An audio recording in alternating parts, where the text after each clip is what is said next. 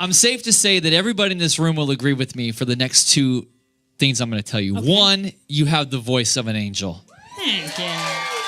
And I say that with total respect because you are amazing. You are my female Ronnie Dunn. Right on. Yeah. I'll take it. I love that. I will take it because he is you a are singer. badass to the bone, and I love it. Thank you just melt my body as a man. I love it.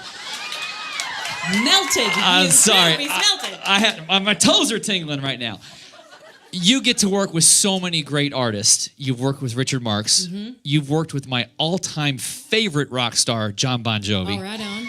Yeah. Ladies love him. Guys love him. Is there anybody that you haven't worked with that you would love to work with? That's, you know what, I get asked that question, and the list feels so long, Danny, that it feels a bit overwhelming because I enjoy collaboration so very much. And have been lucky enough to have collaborated with so many awesome artists. I mean, if I thought about idols, I mean, of course, I would say Dolly Parton. I would have said the lovely Linda Ronstadt, and I know everybody's heard of her most recent diagnosis of Parkinson's.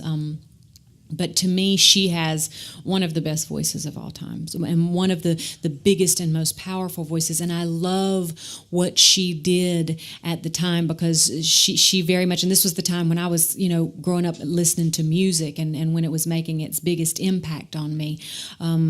She was country and she was pop and she was everywhere. And at that time, country was hot like it is hot right now. Right. And that to me, I loved that she just had that voice that she could sing anything because to me it's so fun. So those would be in the idol realm. But Sting, I would love to collaborate with Sting or with Eddie Vedder or with Bruce Springsteen those are like rock idols if I went that way too. So good. Yeah, any and all of those. Well, I know you've talked about Sugarland and everybody's making sure you're on your solo career, and it's a beautiful thing. Thank you. Sugarland gonna return again someday. Sometime, yeah. We don't have we haven't put a time limit on ourselves for that because I wanted this solo time for us to have a chance to go and do what we wanted and be able to come back with something fresh and new. I think it's super easy, especially at certain points in one's career under the microscope of fame, that everything becomes exaggerated and you can easily become a caricature of yourself artistically. It's like everybody says, be yourself but bigger, and then suddenly all of these features are exaggerated and everything starts to sound the same, and I didn't want that, Plus I have a little bit of artistic ADD and I get bored really easily. So I wanted to do something that was fresh, and I wanted to also show my fans something that was more personal and intimate to me. Obviously everyone's aware of the collaboration and the intention of Sugarland as we play these large venues and such, and I wanted to do something that felt more personal and intimate and showed a side that was just me that I don't always get to show in Sugarland. So yes, I hope to be able to do that again and come to it with a fresh perspective and lots to offer. Great. Well, thank you very much for what you've done tonight. You. Please give us some more of that beautiful voice. We'll do a couple more here. Yes, thank you. You talked about words of inspiration, and I know everybody here got a chance to see you become a mother. Yes. Beautiful baby. Thank you. Inspiration for your life. Now you have a new inspiration for writing love songs. When you were pregnant at night, did you get a chance to sit at night and with your husband and write songs about the baby and the future of what you did?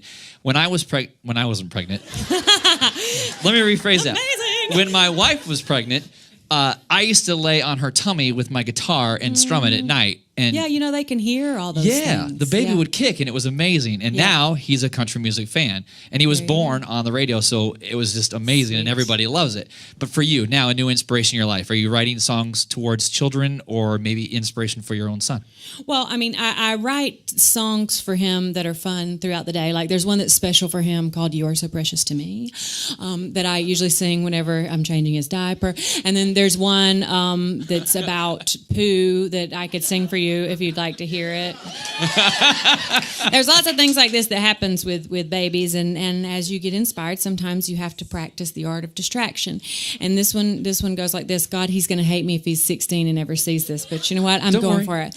It goes like that. I didn't write the tune to this. I just wrote the lyrics. You might recognize the tune. It goes like this.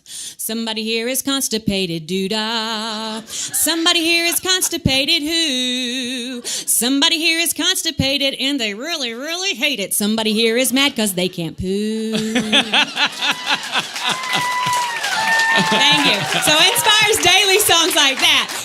But there is a song on the album, which I'm going to play a little bit later here towards the end, that was inspired by such, it's such a massive and spiritual and crazy change in one's life, and I can't imagine how I would have gone through such an event of becoming a mother without being inspired by it. At the same time, no one is only a mother or only a husband or only a brother. We're all very diverse and well-rounded creatures, and so I wanted the album to be well-rounded. I didn't want to do a whole album of lullabies, for example, but I did want to pay homage to and respect to this awesome event, and we'll play that a little bit later. Perfect. Well, let's hear some more music.